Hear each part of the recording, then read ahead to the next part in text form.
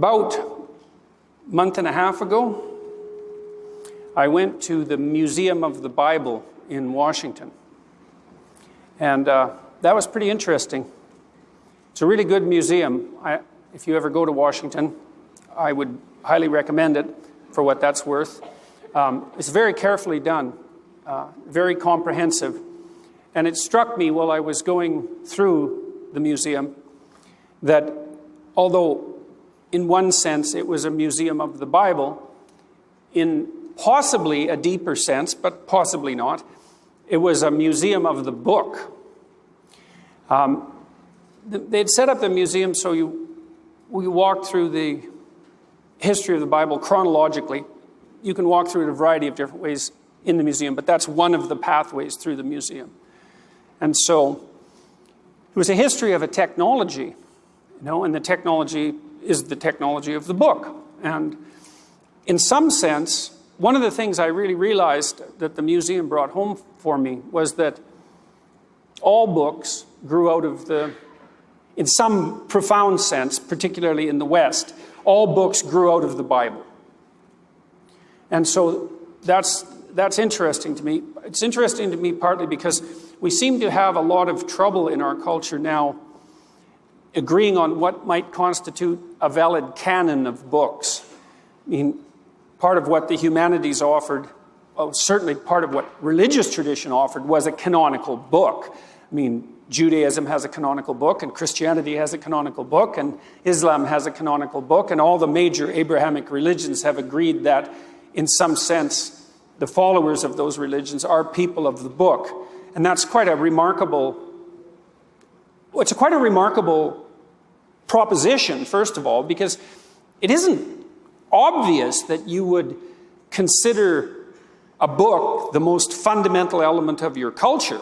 It might be more obvious that you might consider a city a more fundamental element, or a dynasty, or something overtly political. But that isn't what a huge portion of the world has decided. We seem to have decided that no, we're founded on a book. And we have some dispute about just exactly what that book is and what it means, but the fact that we've at least agreed that it's a book, that's something. And I don't know what it is exactly, and that's partly what I want to investigate tonight. Now, the Bible, in its various forms, isn't exactly a book. It's a library of books, right? It's a collection of books, but it's an interesting collection of books, to say the least, because despite the fact that it's a library, so a collection of books, it also has a narrative theme that runs through it, right? It has a beginning and a middle and an end, and it has a plot, strangely enough. And I say strangely because how did it get plotted exactly? Obviously, believers believe that it's the Word of God, and fair enough, but that's not a very detailed explanation, right? It's a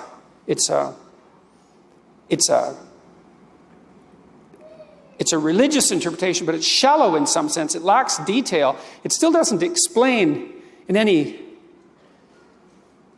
fundamentally compelling sense how the narrative got organized across time. And you say, well, it's the Spirit of God working through the multitude of people who aggregated the Bible and transmitted it. And fair enough. It's still not a deep enough level of understanding to make me feel that for what that's worth, when I encounter that explanation, that it's been thoroughly explained. And, that's not a criticism precisely. Anything that's complex is susceptible to ever increasingly deep explanations. In some sense, if something's deep, you never get to the bottom of it, and all explanations are insufficient. But I think it's a remarkable fact, speaking psychologically and historically, that there's a book at the basis of our culture, and that's how we define the culture, as based on the book, and that it's a collection of books, and that the collection was aggregated so that a plot emerges from it. And Christians take that idea one step further in some sense, because they assume that not only is the Old Testament a library of books that has a plot, but that implicit in that book is the New Testament. It's somehow their a priori before the events actually unfold. And that's an extremely bizarre and interesting idea, and it's very difficult to know what to make of it. So I was thinking these things when I was going through the museum, and I was thinking about the idea of the canon and about the idea of fiction and truth and about the idea of literary depth, all of those things, trying to make sense out of them, partly because, as I said, we now seem to have reached an impasse in our culture about what can be validly considered canonical. And part of the way this came about, I have to take a detour through the history of ideas, is that it was discovered in a variety of different disciplines after the Second World War, really, I would say starting in the 60s, that the problem of perception was a much more intractable problem than anybody had heretofore suspected. And so that emerged partly in the field of artificial intelligence when the first artificial intelligence researchers who were interested in robotics tried to make machines that could operate in the real world like animals could, or like people could, to build robots. The idea to begin with was that the difficult part would be programming the robot to operate in the environment. The easy part would be getting the robot to perceive the environment, because after all, there it is. You just have to look and everything's self-evident. And it turned out that that wasn't the case at all. And this was reflective of a philosophical problem that had been recognized by David Hume sometime earlier, which is the problem of the relationship between what is and what ought to be. And David Hume believed that there was an unbridgeable gap between the factual world and the ethical world, in some sense, that you never had enough facts at your disposal to compute your trajectory into the future with any degree of certainty. And I think that's been proven true beyond a shadow of a doubt as a consequence of recent investigations, which have demonstrated not least that, well, one of the problems is that, and this is associated with the problem of perception, is that there's an infinite number of facts. And so how do you guide your actions in light of the facts when there are endless facts about absolutely everything, absolutely everywhere, all the time? Which facts do you attend to guide yourself forward? Which facts do you prioritize?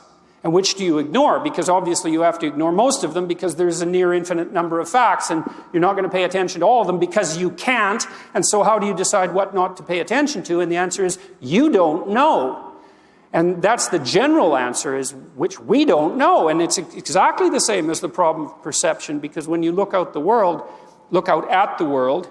or hear the world for that matter, or taste the world, any of those things, any sensory interaction with the world, is there's way more things to look at than you can possibly look at, and yet you do look at things and you see. And then the question arises, how do we do that? And the answer is, we don't know. And it's such an intractable problem that we haven't been able to build machines that can do it. That's why we don't have general purpose robots. And you know, I think the closest thing we've got to them probably so far are Elon Musk's self-driving cars, but you still don't really see those everywhere, right? They cracked that problem 80%, maybe something like that, but that last 20% is not going to be so easy. And it's partly because, for example, you know, imagine that there's a navigation problem, that having a car propagate itself down the highway is a navigation problem.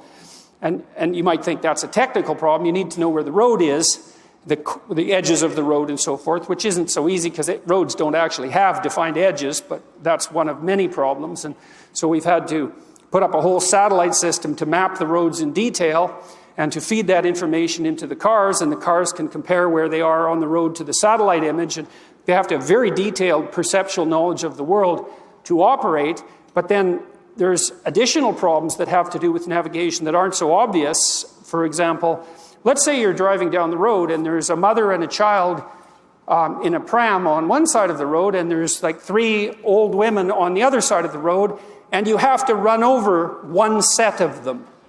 And that actually turns out to be, in some real sense, a navigation problem, obviously, but just as obviously, it's an ethical problem. And how do you solve that? And the answer again is, well, you don't know. If you were in that situation, I don't know what you would decide or how you decide it, but I do know that you don't know how you would decide it. And actually, our navigation problems are always ethical problems.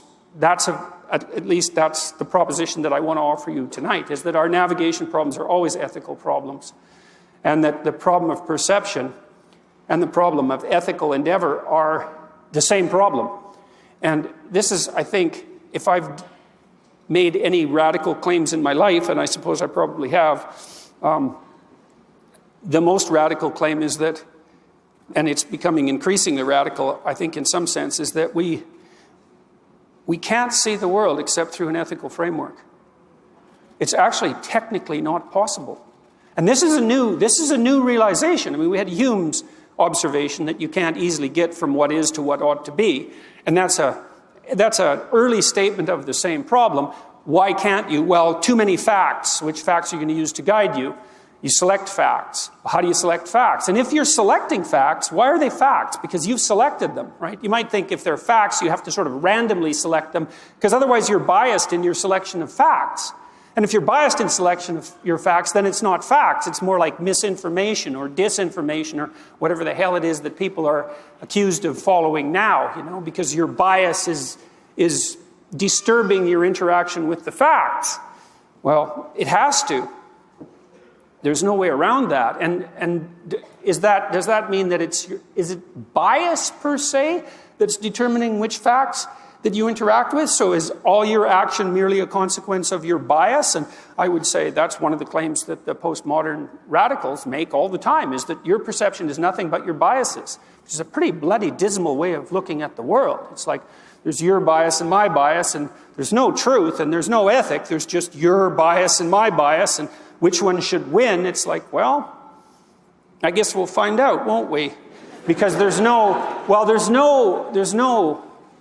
appreciation in that realm of philosophical inquiry for the notion that there is an ethic, like a fundamental ethic, that has some basis in, let's say, some basis in reality, a transcendent ethic that's real, and certainly no appreciation that that ethic is something that people could mutually explore as a consequence of their goodwill and their honest discourse. Those are propositions, right? They're deeply embedded in Western culture, and I think they're fundamental to the people of the book. They're particularly well developed, well, both in Judaism and Christianity.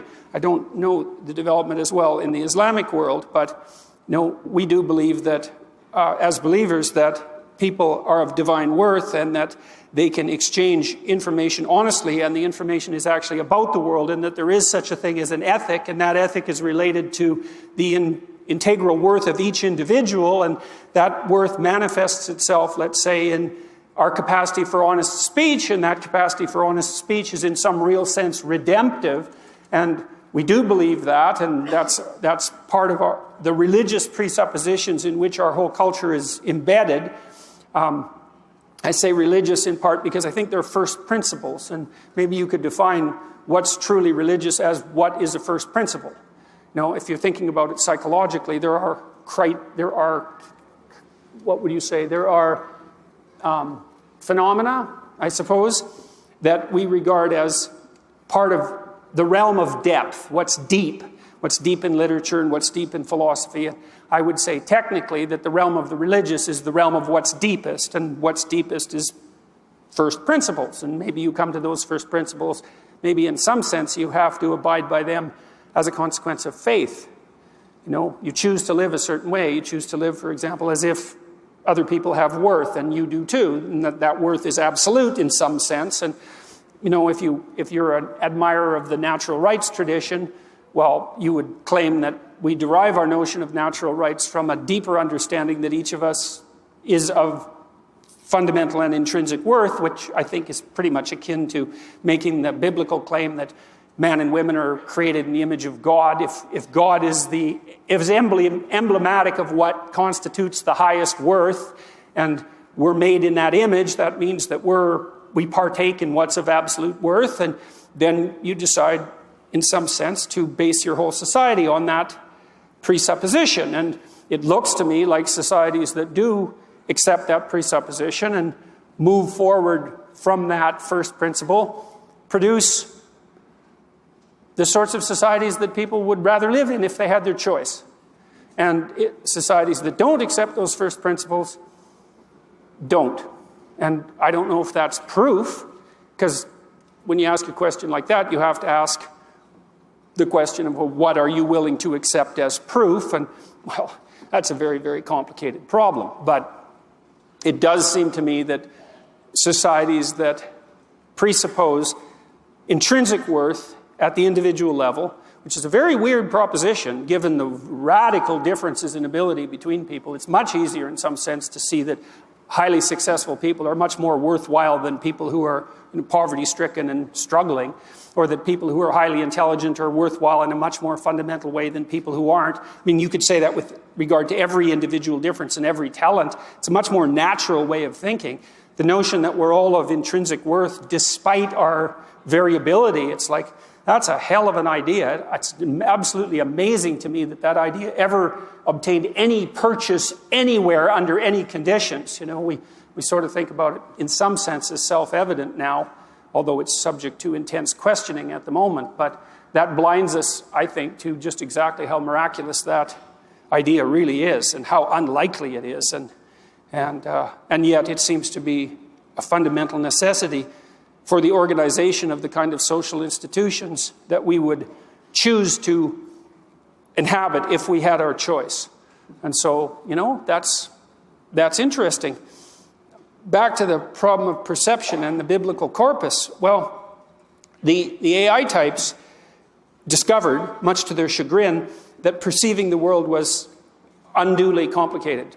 And so, it's the rubber hits the road in some sense as a consequence of those dilemmas that I just described with regards to self-driving automobiles. It's like, well, if it's one group of vulnerable people on one side of the road and another group of vulnerable people on the other side of the road, and you have to run over one set, what do you do?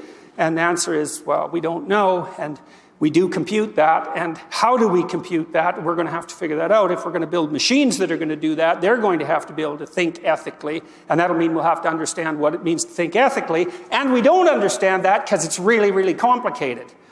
And so the problem of perception arose to bedevil robotics. And it's certainly not a problem that we have solved, which is why we don't have general purpose robots.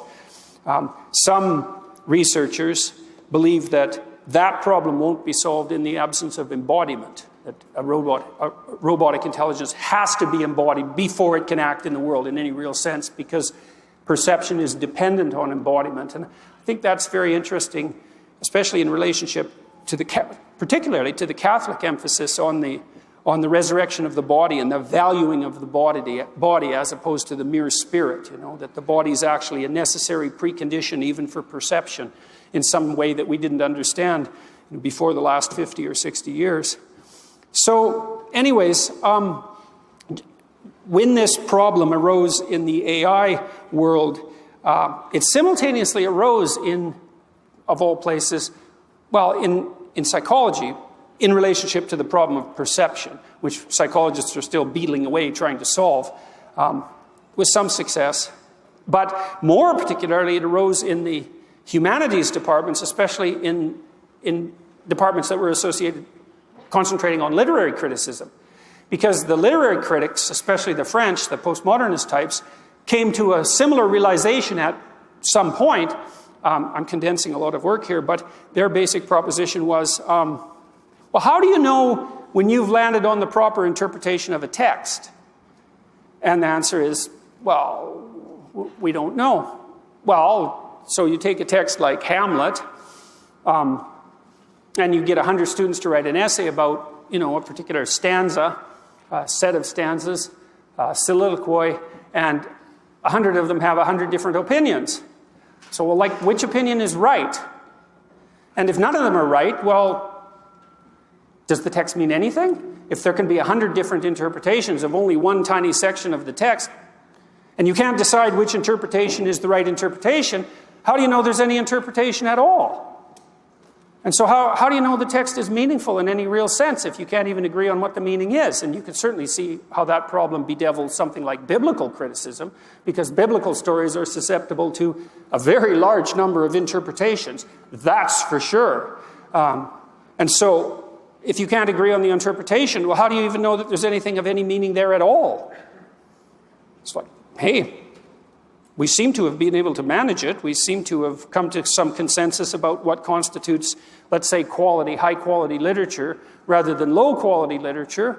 We seem to remember the high-quality literature, perhaps, and to transmit it, and we don't remember the low-quality literature. At least that's what the humanities types would suggest. And something like that winnowing, historical winnowing, seemed to be at work as we aggregated the stories that became the biblical corpus as well. Right? These were picked out from a wider variety of other ancient stories and made canonical for reasons that we don't understand. All sorts of decisions were made about which books to include and which books not to include and what order to include them in, and that's a mysterious process. We seem to have done it. And we've had wars about it too, because it's a complicated problem. So the postmodernists then thought, hey, well, here's a problem. If we can't agree on what a given text means, just one text or even a paragraph from a text, how can we agree on what the canonical texts are? Because if it's problematic to interpret one fraction of a story, it's way more problematic to put a whole sequence of stories together. Maybe that would be the classic books of the Western tradition, let's say, and say those books and not others. It's like, well, who says? And why those books exactly? And what's your motive for putting those books together? And that's where things got even more peculiar, because I think it was perfectly reasonable of the postmodernists in some sense to say, well, how do we decide what the meaning of a text is? We don't know. How do we decide which books should be canonical? We don't know. But then to take the next step, which was, well, your motives for aggregating these texts are suspect. And it looks to us, this is where the Marxist twist came in, extraordinarily and appropriately in my estimation, is that it's nothing but your will to power that aggregated those texts. Right? The reason there's a Western canon is because the idea that there is a Western canon supports the domination of the West. And it was that drive to domination that was the spirit that aggregated the texts to begin with and that justifies their choice as canonical. And that's your support for that canon is either your conscious participation in that, let's call it structure of oppression, or the manifestation of the same will to oppression operating within you. And that's sort of where we're at now in our culture, because that's the accusation. And I'm not very fond of that idea, partly because, although I do agree that we don't know how we make sense out of things. We don't know. But that lack of knowledge, that ignorance is where it should have stopped in some sense. There should have been an investigation there. It's okay, we don't understand this. We shouldn't have leapt to a quasi-Marxist determination that said, oh, well, it's all will to power. It's all the desire to dominate, right? And because that's, well, first of all, really, you're so sure of that, are you? What makes you so sure of that it's will to power that's the organizing principle, let's say, for society as such? You really believe that? Does that work in your personal relationships? Is that how you conduct yourself with your wife or your husband? It's domination all the way. And the same with your friends. It's domination. And when you go out, you have a business. And of course, if you're radically left, you assume businesses are oppressive structures to begin with because you're jealous and stupid. And well, and also because sometimes they are, because structures do warp and bend and they can tilt towards oppression and tyranny, and human structures are susceptible to that. But that's a deviation, as far as I'm concerned, from certainly, I would say, from the norm, but certainly from what's optimal. And is it your relationship between husband and wife is governed by nothing but power? That's sort of the patriarchal oppression theory of marriage theory. It's like, well, women have always been dominated by men. That's the historical reality. It's like, really, that's your story for the entire corpus of the cooperation and competition between men and women since the beginning of time. It's essentially domination and nothing else. That's how it works, is it? It's like, I don't think there's a bloody shred of evidence for that, by the way, because I've looked at the principles that appear to underlie the establishment and maintenance of stable social institutions at the micro level, so let's say within the confines of an intimate relationship, and among friends and among business partners and among, well, political entities for that matter. And it looks to me like all the evidence suggests that it's something a lot more akin to reciprocal altruism and honest trade than it is akin to domination by power, because it's just not stable. You know, if you're around people who do nothing but exploit you, so you're going to participate in that voluntarily? You're going to do your best in a situation like that, or are you going to fight it in small ways and large and bring it to its knees? And I really do believe the answer to that's quite clear. Those systems don't work.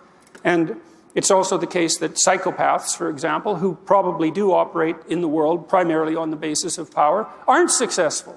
And they never get to be more than about 3% of the population, because it's just not a successful strategy. You can oppress people and exploit them to some degree, and that might be better, you know, in a biological sense than just laying on the floor doing nothing, you know, as a reproductive strategy, but it's not successful enough so that it characterizes the bulk of human beings. It just doesn't work, and it doesn't even characterize animals. If you look at the principles upon which animal societies for social animals are structured, especially complex animals, mammals, it isn't obvious at all that it's the meanest, scariest, toughest guy who climbs to the top and then hangs on by brute force. It isn't even the case for chimpanzees. So, all right, so if it's not power, then what is it? Well, I suggested it's something like reciprocal altruism, and that's a biological term, but it's something like do unto others as you would have them do unto you as the basis for social organization. You know, it's something from me, something from you, something from me, something from you, and not in a zero-sum manner either, understanding that if we treat each other as if we're both of worth and we act honestly, that we can both have more of what we want and need than we would if we were operating independently. And isn't that the basis for your relationships? Fundamentally, you get married because you assume that you're better in the marriage than you would be outside the marriage. And I don't mean things are better for you in some narrowly selfish sense, although perhaps that's also true. I mean better in general, right? You're wiser because you have a partner. You're more careful. You're more attendant to the needs of others. And you can think of that as, you know, finger wagging, you should be more attendant to the needs of others, but you can think about it as proper ethical training too, because if you learn to treat the person you love with a certain degree of respect and reciprocity, maybe that prepares you to do that with other people. At least you got some practice that way, and isn't it better to run a business under those auspices? Anybody who's run a successful business is inclined to say yes. I mean, you have to make tough decisions, and sometimes you have to be cut and dried and maybe even somewhat cruel to make the proper decisions, but still, you're fundamentally looking at something that is akin to voluntary cooperation and voluntary and the voluntary choice of the people that you associate with, voluntary association, exactly that. And the right to speak your mind, hoping that if you do speak your mind, you can keep the pathways in front of you clear. And so, well, so back to the biblical corpus and the museum. I mean, I was thinking about all these things that I've sort of laid out in this scattershot and impressionistic manner. This episode was brought to you by Hunter Douglas. Who doesn't love to live well, to be perfectly at ease in comfort and style? Hunter Douglas can help you do just that with their innovative window shade designs, gorgeous fabrics, and control systems so advanced they can be scheduled to automatically adjust to their optimal position throughout the day. This is the peak of high-tech curtains. Whether we like it or not, light is fundamental to how a room feels. It could be your living room or office. It doesn't matter. Just switching your shades can make a space feel completely new. Hunter Douglas made their Power View technology so that you can forget about finding a perfect balance of light, privacy, and insulation. Power View finds it for you. Your loved ones will instantly notice the change. You'll notice it in the utility bills. I absolutely love these shades and the idea of smart shades in general because, again, lighting can make or break any room, no matter how nice the furniture. Leave it to the experts. Visit hunterdouglas.com/Jordan today for your free Style Gets Smarter design guide with fresh takes, creative ideas, and smart solutions for dressing your windows. That's hunterdouglas.com/Jordan for your free design guide. hunterdouglas.com/Jordan. This episode was brought to you by Novo, a powerfully simple banking platform for small business owners. You're trying to innovate with your business. Novo gets that. To support you, they built a new kind of business checking account. There are no minimum balances, no transaction limits, and no hidden fees whatsoever. That alone sets them apart from most platforms I've found. Instead of a one-size-fits-all approach, so the way normal banks operate, Novo is customized to your business and your needs. It'll save you a lot of time and free up cash flow too, with seamless integrations with Stripe, Shopify, QuickBooks Online, and more. Sign up for free and join a community of over 150,000 fearless small businesses who found the perfect customizable business checking solution. Sign up for your free business checking account right now at novo.co/JBP. Plus, Jordan Peterson podcast listeners get access to over $5,000 in perks and discounts.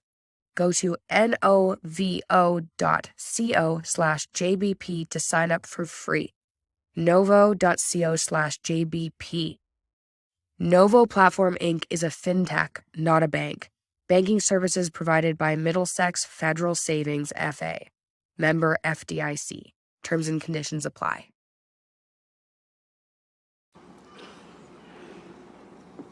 I was trying to solve the problem of the canon. How do we figure out what's canonical? It's like, well, is it merely we pick the books that justify the dominance of our culture? Well, first of all, you have to presume that we basically identify as human beings with groups to take that tack, right? Because we're trying to support the domination of our culture. I don't think that way. I don't think most people in the West think that way. I think most of us think at the level of the individual. And I think that's more appropriate. And so the idea that we aggregated a canon to justify the domination of our ethnic group, I think, no, I don't think so. I mean, fair enough, and sometimes things go in that direction, but fundamentally, no, I don't think that's it. What's canonical? How about this? How about the more texts a text is influenced, the more canonical it is? That's pretty damn straightforward, and it seems straightforward enough, so I don't even know why it would be questionable.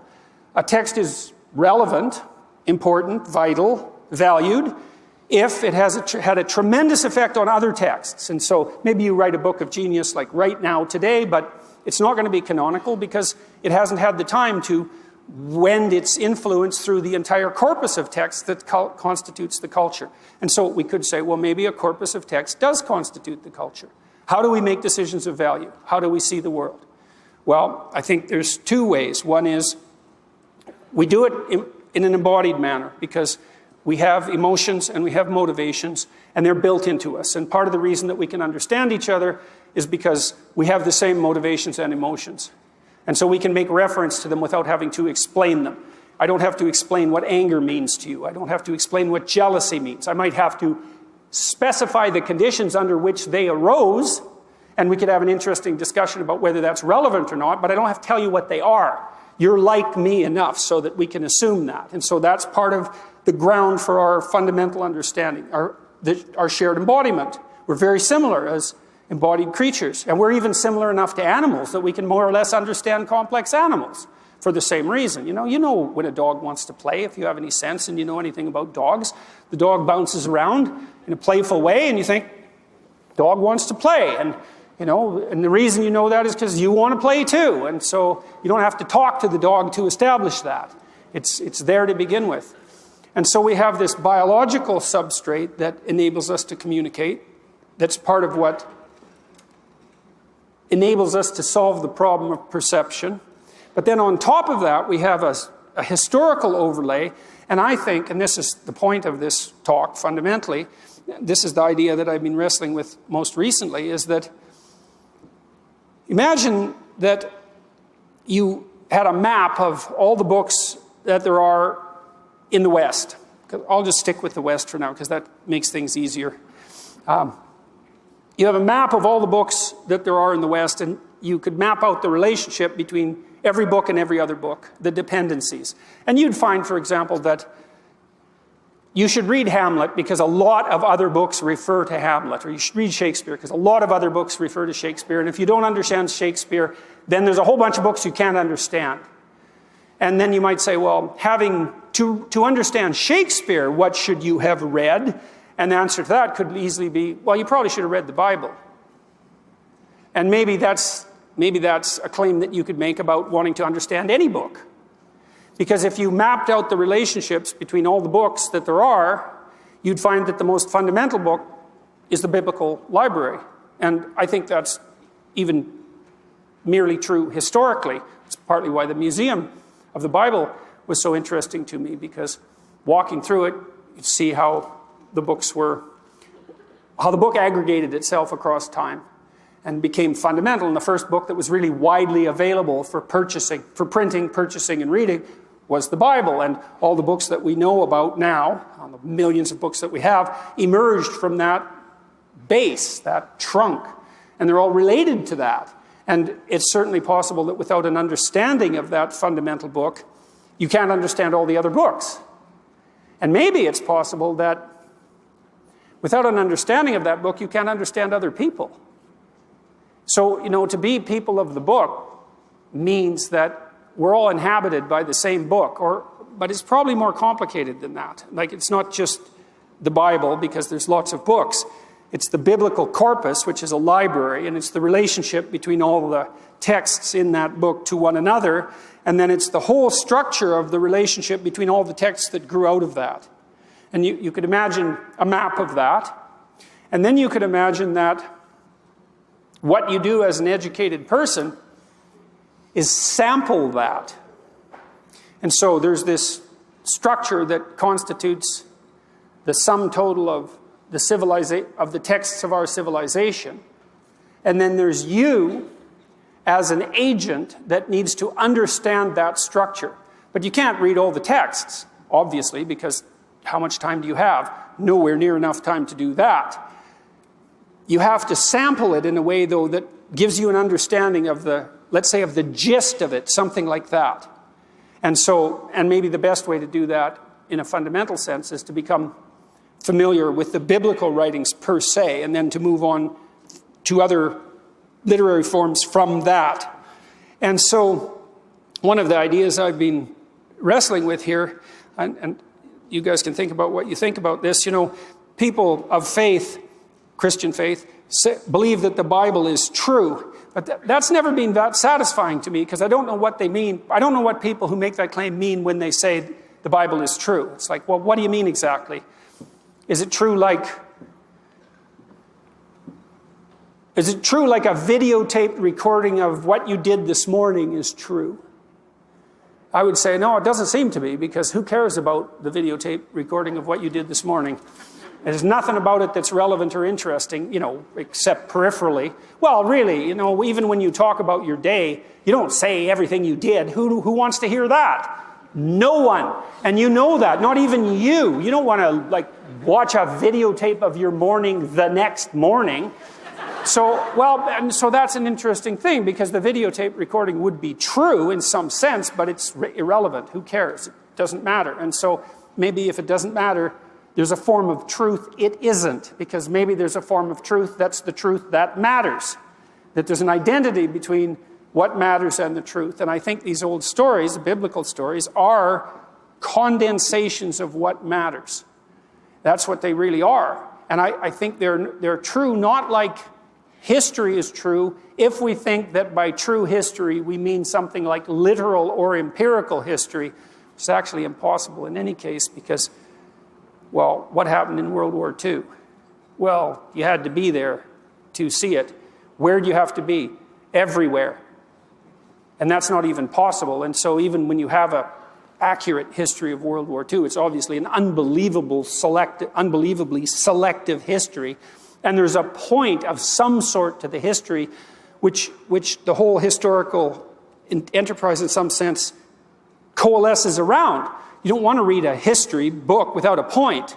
The point seems to define the investigation. The story, in some sense, appears to define the investigation.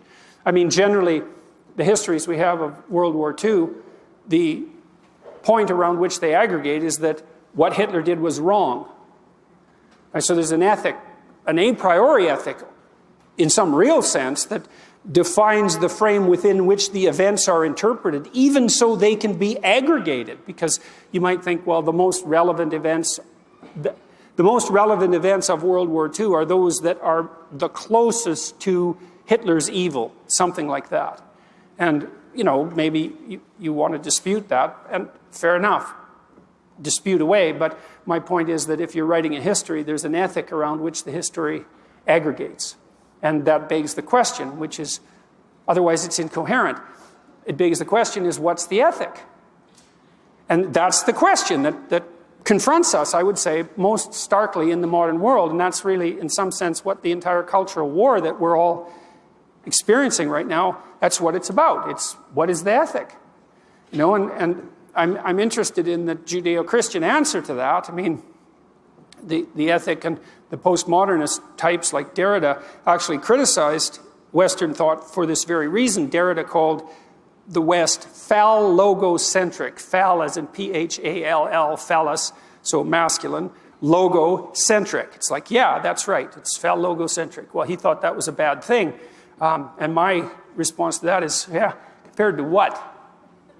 Exactly. Like, what do you got for an alternative? What's the logos that is the source of the bias that characterizes the West? Well, it's the speech that renews the world.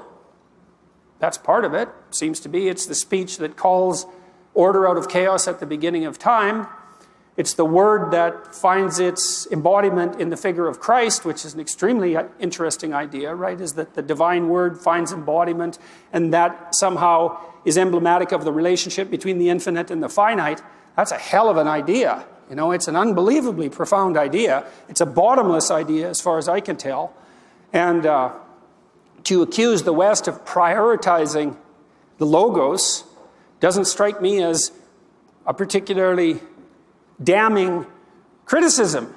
Again, because compared to what exactly? And I've spoken with a lot of people who are dubious about religious claims, and fair enough, because they're difficult to understand and can be misused in all sorts of ways. But the idea that there's some relationship between our notion of intrinsic worth and our capacity to be the bearers of the honest speech that redeems seems to me be a pretty bloody solid proposition. It's certainly what you hope for from the people that you have around you that you love and who you want to be of service to, and vice versa. You hope that they tell you the truth in some manner that combines justice and mercy in some tolerable manner that still illuminates you. You're bloody fortunate if you've got that, and I think you do search for that in every relationship unless you become bitter and cynical, and that's its own set of problems, and it's not like anybody necessarily wants to go there, so I don't think we'll bother with that, exploring that tonight. And so I've been more and more thinking of this as a definition of what constitutes religious truth. So I think we have to look at the world. I think the structure we look at the world through has to be a structure of ethics. I think it has to be. And this is interesting because I would say I came to that conclusion not as a religious thinker, but as a scientific thinker. I couldn't see any other solution to the problem of perception other than the imposition of a structure of value. And so what do I mean by that? Well, I made some allusion to it, but it's even as simple as this. You have to prioritize your perceptions. So, for example, when you use your eyes, and I mean technically, you're pointing your eyes at something all the time, and the very central part of your vision is extremely expensive. It takes a lot of neurological territory for you to see clearly. And so you can only see a very small part of the total visual field clearly, and you move it around all the time. And where you move it to is where you want to look.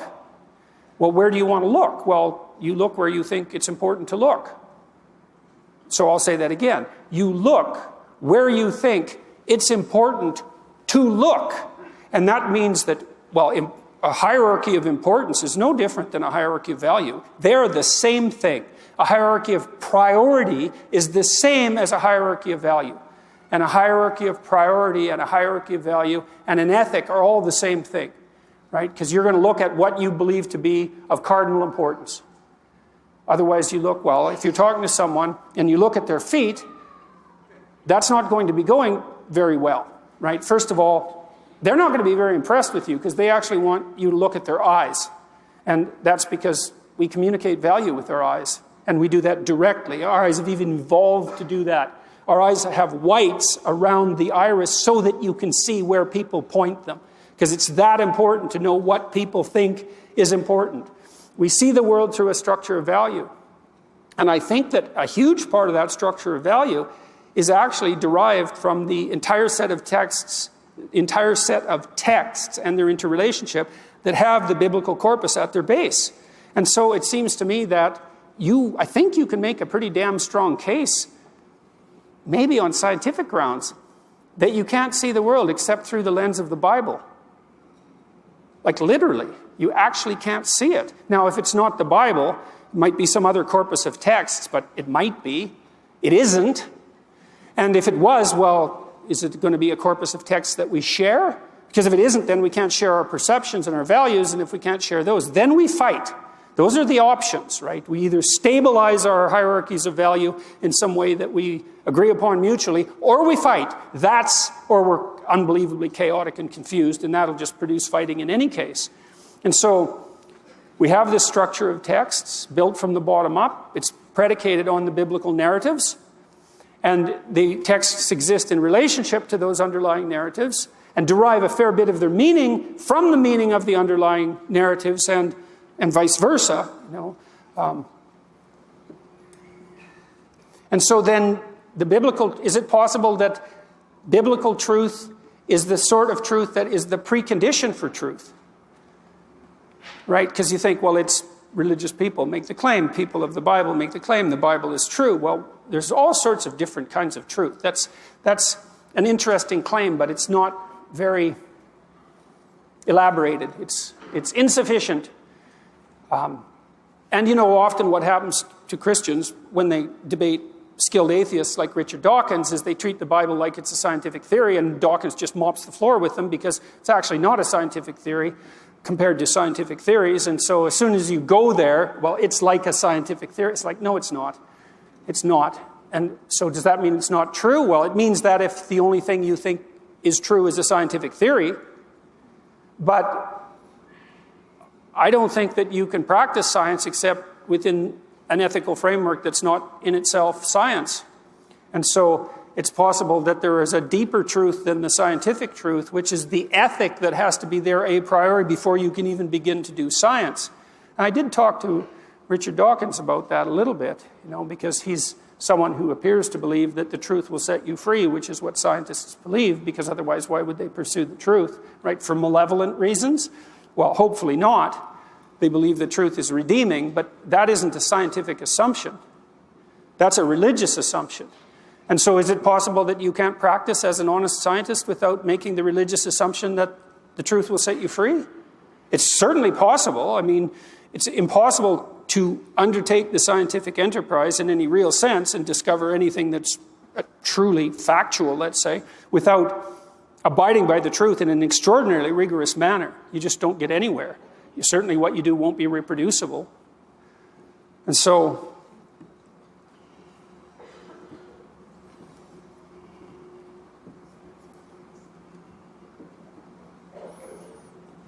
I know maybe I'll wrap up with this. Maybe I can make this a bit clearer.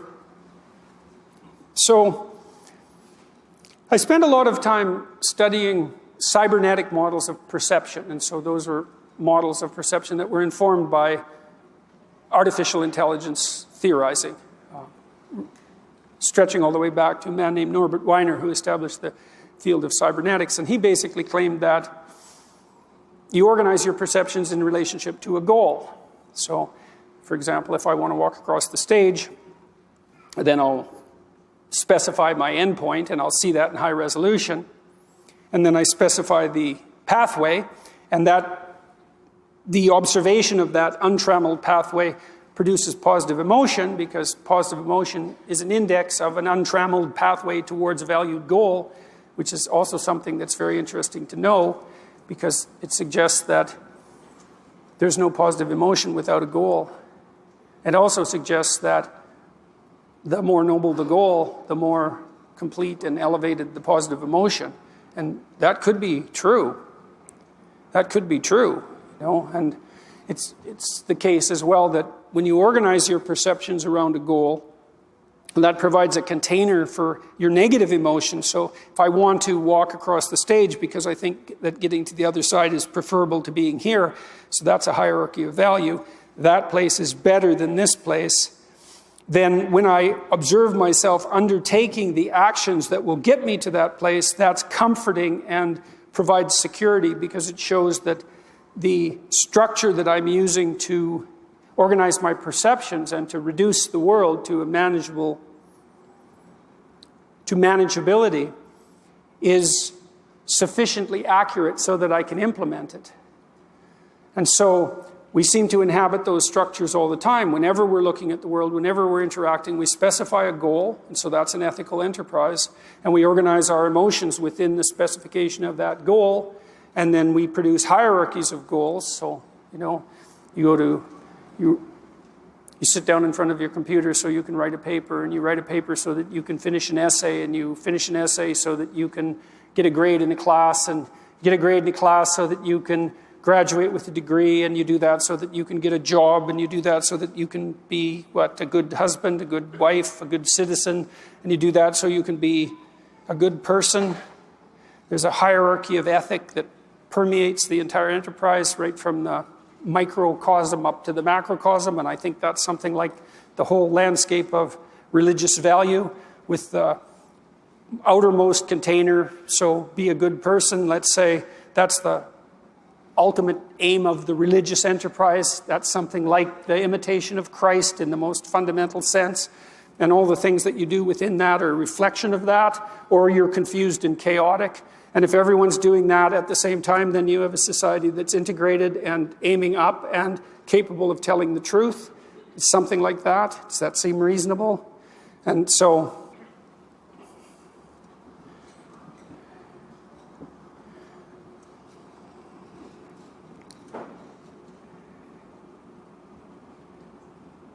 what's the proposition here? Well, I think when we describe these frameworks of perception, the name we give to the description of a framework of perception is a story. And I think the reason that we like stories so much is because we need to establish frameworks of perception in order to operate in the world and to allow ourselves to be integrated peacefully with other people. And so we're extraordinarily interested in anything that has a narrative basis. And the reason we're interested in that is because we're trying to build within ourselves and collectively the structure that enables us to perceive the world without undue confusion and chaos, and in a manner that provides some value to us and some sustainability. That's the goal overall. And that seems to me to be the goal of the entire religious enterprise. And so is it possible that, well, I guess that's the claim I thought I'd elaborate out a little bit today, is that the Bible is true in a very strange way. It's true in that it provides the basis for truth itself. And so it's like a meta-truth, right? Without it, there couldn't even be the possibility of truth. And so maybe that's the most true thing. The most true thing isn't some truth per se, it's that which provides the precondition for all judgments of truth. And it seems to me that I can't see any holes in that argument. And I can't see any holes in it from a scientific perspective either, because I think we do know well enough now as scientists that the problem of deriving ethical direction from the collection of facts is an intractable problem. There's too many facts. There's an infinite number of facts. They do not provide an unerring guide for action. They can't. There's too many of them. They have to be prioritized. And as soon as they are prioritized, well, then you're in the ethical domain. And then that begs the question, what's the valid ethical domain? And the postmodern answer is, well, there isn't one. It's all the expression of domination and power. And I think that's nonsense. I don't think that's a tenable solution. I think that we stumbled onto the proper answer in some sense in our religious enterprise, which is that we aim at what's highest, or we don't. We aim at what's highest jointly, or we're divided. We aim at what's highest, and that gives meaning to all the things we do that are subordinate parts of that. We aim at what's highest, and that's what collects us and gives us structure, all of that, singly and jointly. And that's all what we've been trying to communicate all these centuries as we've been trying to communicate the whole religious corpus, generation after generation, and to sort this out and to straighten it out and to try to understand it. And I think that's where we're at now, maybe a little bit more conscious of what this all means, and maybe a little bit more capable of being more certain as people of the book that the faith we have in the textual corpus that we inhabit is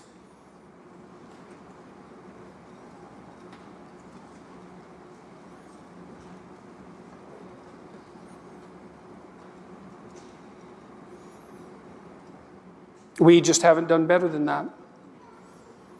And we strive to flesh it out, we strive to understand it, but fundamentally, it seems to be true in that fundamental sense that I just described, which is not merely true, but the precondition for truth itself. And so that's what I thought I would talk to you about tonight.